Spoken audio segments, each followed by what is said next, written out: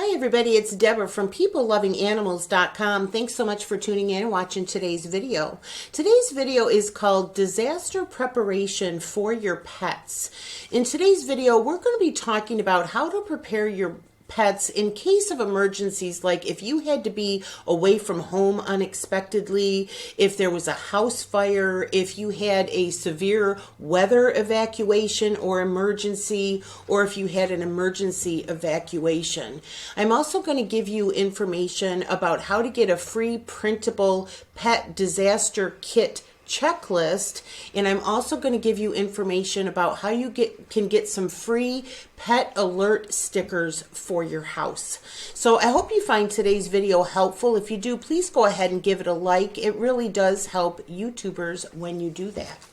Now, we are going to use this article called Disaster Preparation for Your Pets for today's video to kind of guide us through. If you've not been here before, I own the website, PeopleLovingAnimals.com, and several times a month I do videos all about the care and health and training of dogs and cats. So if you would like to receive continued help with your pet, I would love to have you on board as a subscriber, and please go ahead and share the channel with your friends and family who have pets, because they might enjoy having the information as well. I am going to give you a link to this article in the description box of today's video, and I'm also going to give you the links to everything that we talk about in the video. Everything will be in the description box. So again, thanks so much for joining me.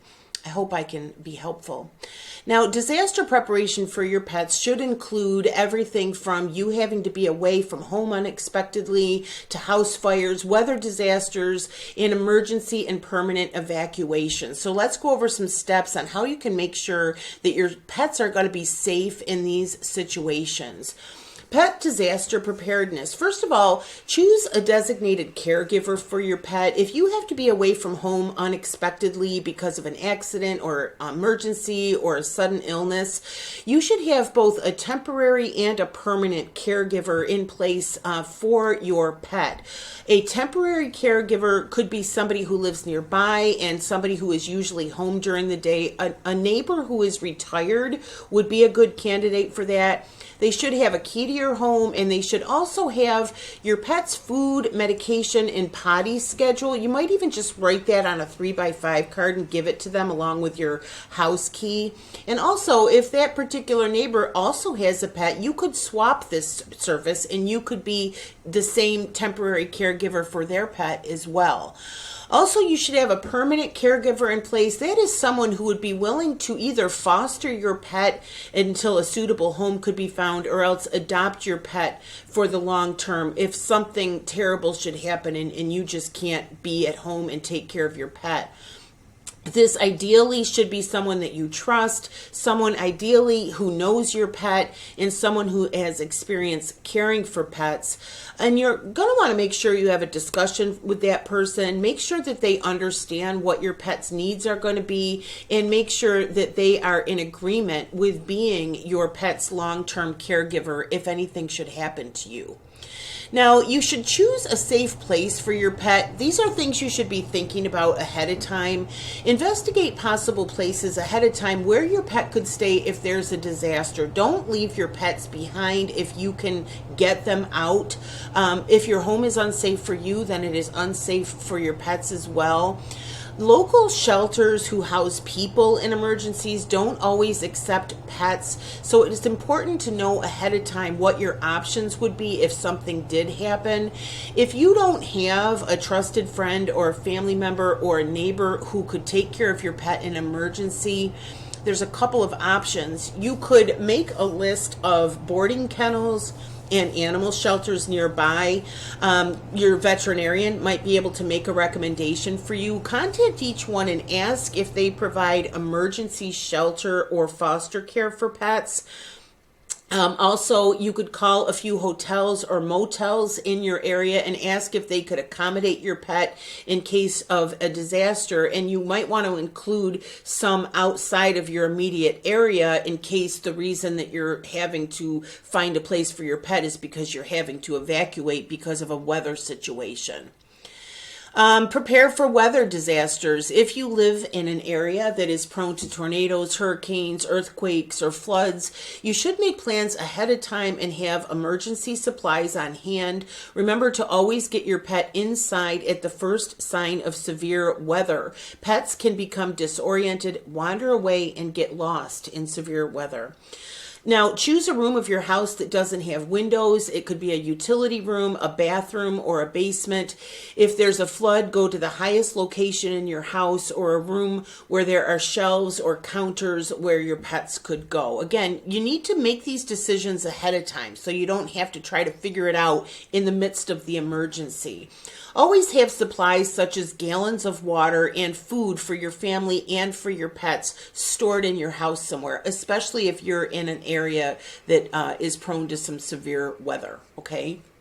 Now, if you have to evacuate, prepare as if you won't be allowed to return for several weeks, okay? Don't just say, oh, we're going to be home, in a couple of days, because, you might not know what's going to happen. So prepare for the worst case scenario. Follow the instructions that are given to you from state and local officials, and also have things in place ahead of time. For example, make sure that your pets have identification. There's a website called pettags.com where you can get a little pet tag to attach to your pet's collar that has their name, your cell phone number, and if your pet has any sort of medical needs, like say if your pet has diabetes, you could just put the word diabetes on that tag. I'll give you the link to that website. They're super inexpensive, so you should get that for your pet.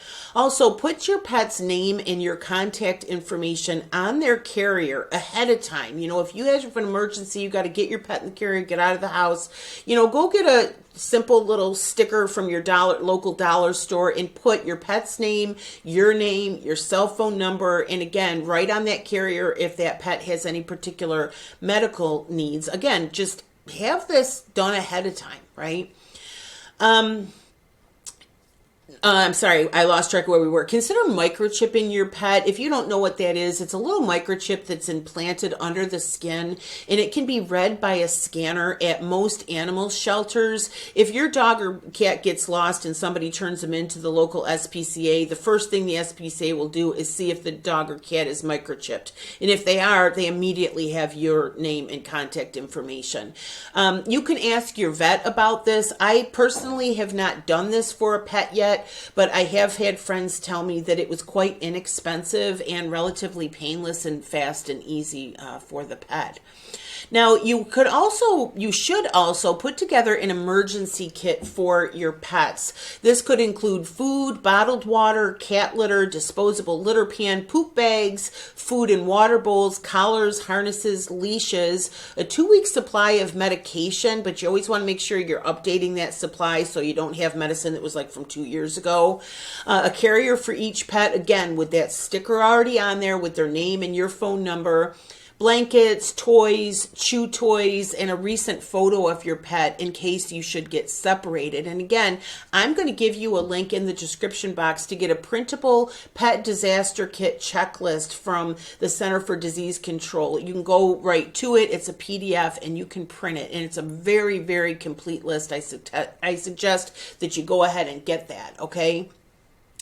Prepare for house fires. Do some planning ahead in case you had to grab your pets and get out of the house really fast, like if you were having a house fire.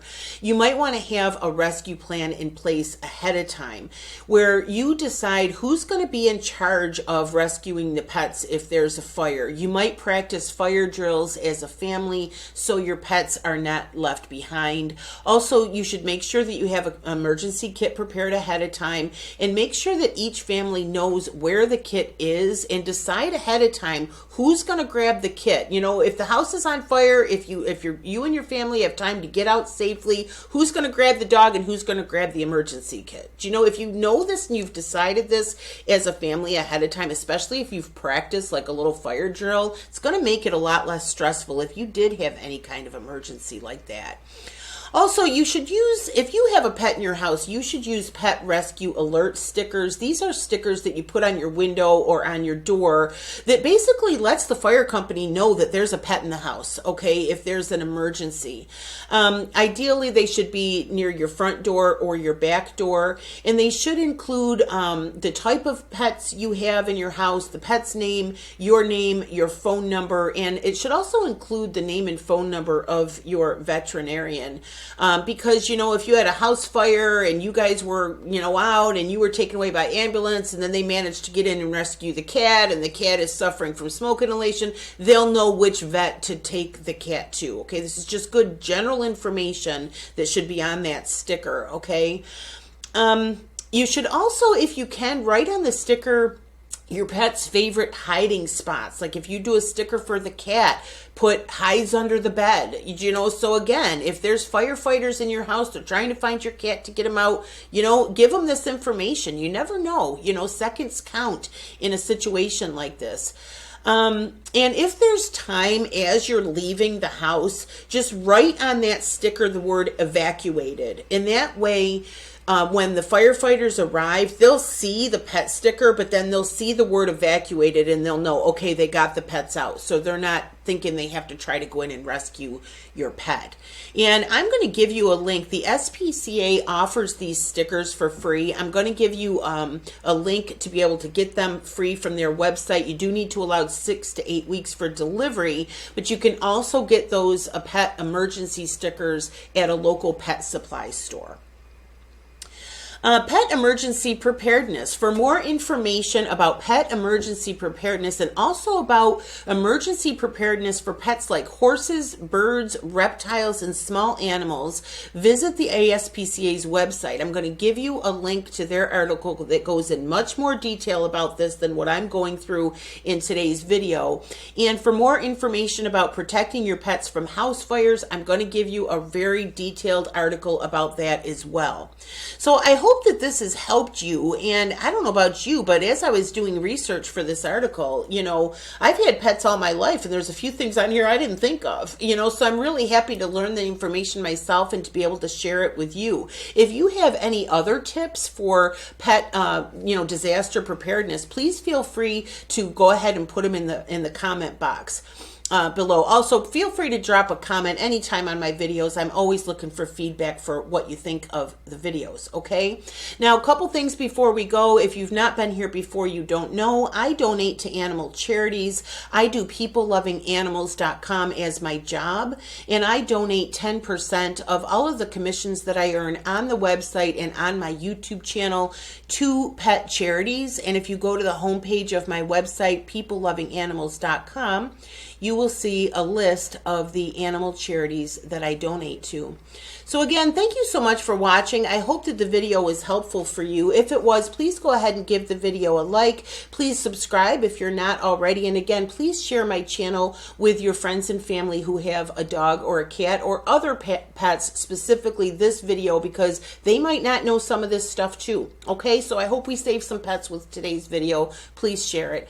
Again, thank you so much for watching. My name is Deborah, and my website is peoplelovinganimals.com. Thank you. Bye-bye.